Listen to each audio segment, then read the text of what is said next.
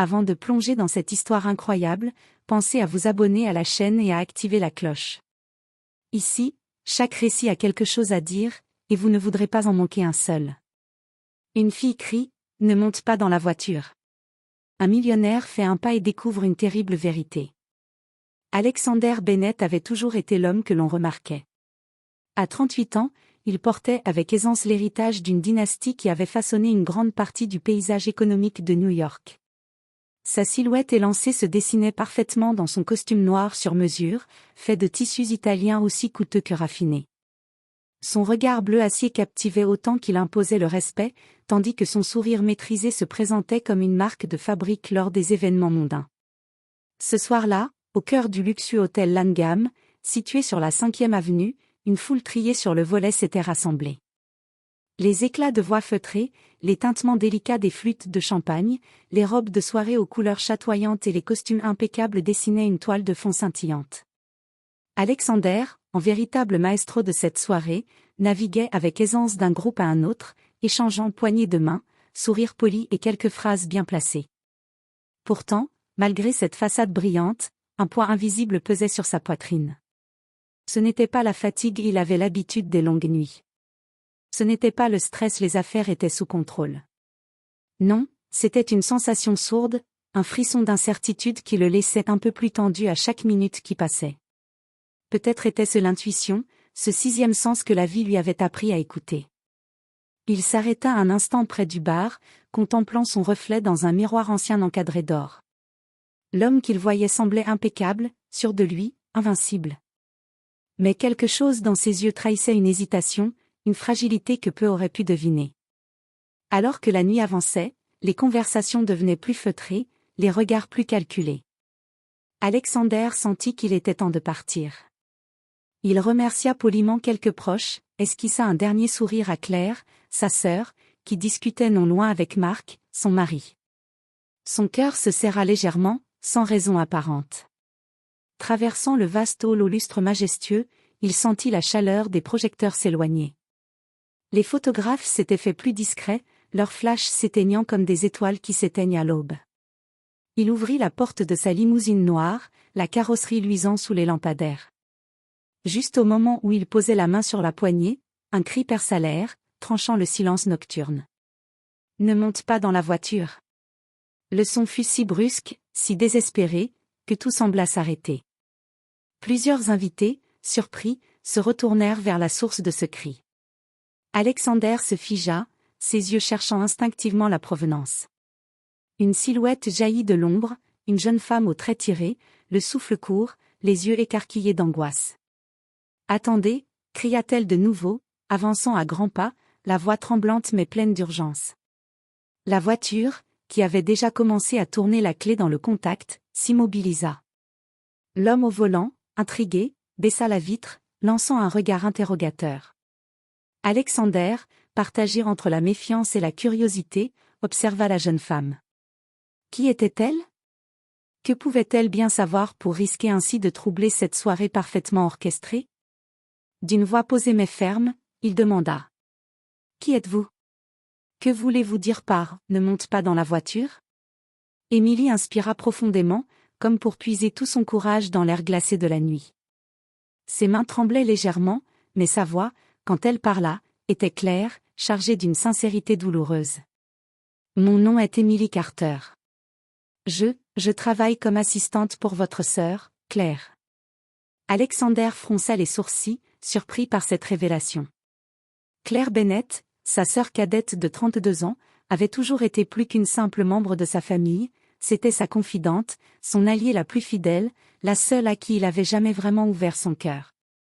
Jamais il n'aurait imaginé qu'un secret aussi lourd puisse se cacher derrière ce lien. Émilie poursuivit, sa voix vacillant mais déterminée. « Ce soir, j'ai surpris une conversation qui m'a glacé le sang. Quelqu'un prépare quelque chose contre vous. Un coup monté pour vous dépouiller de votre fortune, pour vous écarter de tout ce que vous avez construit. » Le cœur d'Alexander se mit à battre plus vite, un mélange de peur et d'incrédulité s'emparant de lui. « Qui ?» demanda-t-il, sa voix se faisant plus grave, presque étranglée par l'émotion. Émilie baissa les yeux un instant, puis releva la tête, plantant son regard droit dans celui d'Alexander. Votre sœur? Claire, et son mari, Marc. Le choc fut violent. Alexander sentit le sol se dérober sous ses pieds. Claire, qu'il avait toujours protégée, aimée, soutenue, pouvait-elle vraiment être capable d'une telle trahison? Et Marc, son beau-frère, avocat influent et homme de confiance, était-il impliqué? Émilie poursuivit, la voix tremblante mais ferme. Ils veulent vous déclarer inapte, vous faire passer pour quelqu'un qui ne peut plus gérer l'entreprise familiale. Ils comptent prendre le contrôle, petit à petit, jusqu'à ce qu'il ne reste plus rien pour vous. Les mots résonnaient comme un coup de tonnerre dans l'esprit d'Alexander. Il avait du mal à les accepter, et pourtant il sentait, au fond de lui, la froide réalité de cette trahison. « Pourquoi me dis-tu tout ça ?» demanda-t-il, les yeux emplis de douleur, mais aussi d'une sorte de gratitude. Émilie baissa la voix, comme pour confier un secret à l'abri des oreilles indiscrètes. « Parce que j'ai peur. J'ai peur pour vous. Ils m'ont menacé de me licencier si jamais je parlais. Mais je ne pouvais pas vous laisser tomber, pas après tout ce que vous avez fait pour Claire. Vous méritez de savoir la vérité. » Un silence lourd tomba entre eux, seulement troublé par les lointains bruits de la ville. Alexander sentit une boule d'émotion monter en lui, mélange d'amertume, de colère et de tristesse. Il savait que sa vie venait de basculer. Ce cri dans la nuit, cette apparition inattendue, venait de lui révéler un monde qu'il avait refusé de voir. Alexander descendit lentement de la limousine, chaque pas résonnant lourdement dans sa poitrine. Son esprit était un chaos tourbillonnant de questions, de doutes et de douleurs. Il avait toujours cru que la richesse, le pouvoir, les réseaux et les apparences pouvaient tout protéger.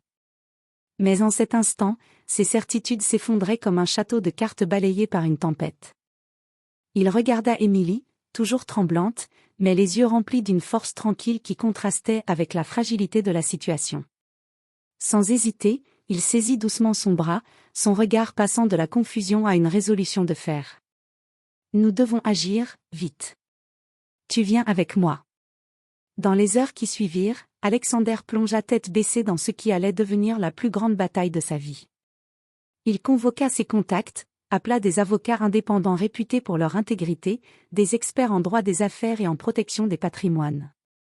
Chaque document, chaque échange de mails, chaque parole captée devenait une pièce d'un puzzle qui dessinait une trahison méthodique et bien orchestrée. Le lendemain, il affronta Claire. Leur confrontation eut lieu dans le bureau austère de la société familiale, baigné d'une lumière froide qui accentuait la tension palpable.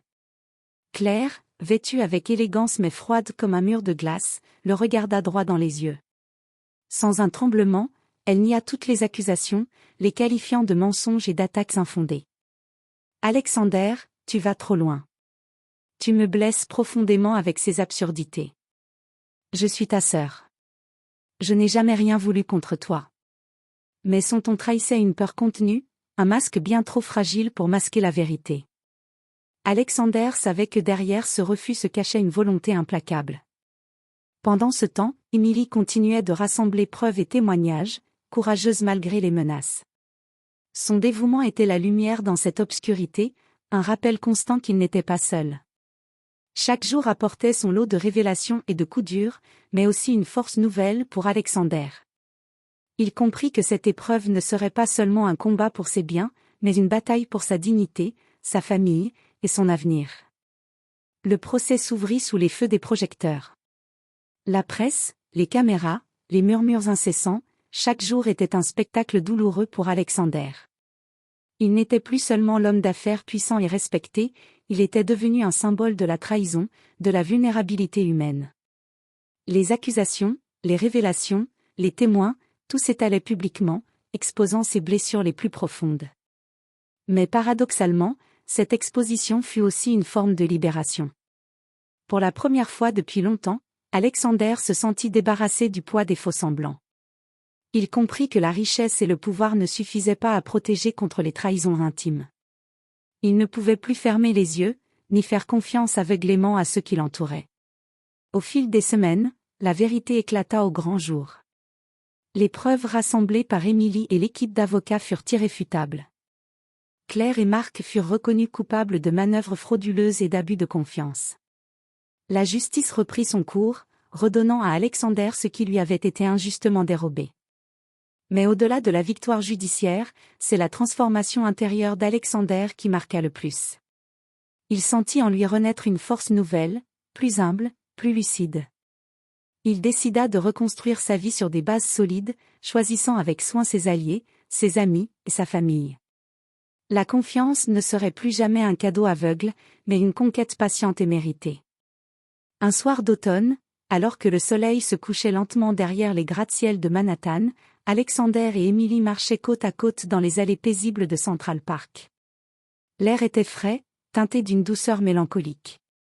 Alexander tourna la tête vers Emily, ses yeux reflétant à la fois la gratitude et la sérénité retrouvée. « Merci, Emily.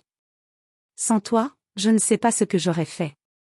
Tu as été mon phare dans la tempête. » Emily esquissa un sourire, le regard rempli d'espoir et de confiance. Parfois, il faut qu'une vérité éclate pour que la lumière revienne. Et parfois, cette lumière vient de ceux qu'on attend le moins. Ils continuèrent leur promenade, deux âmes unies par une épreuve, prêtes à affronter ensemble les promesses d'un avenir enfin sincère.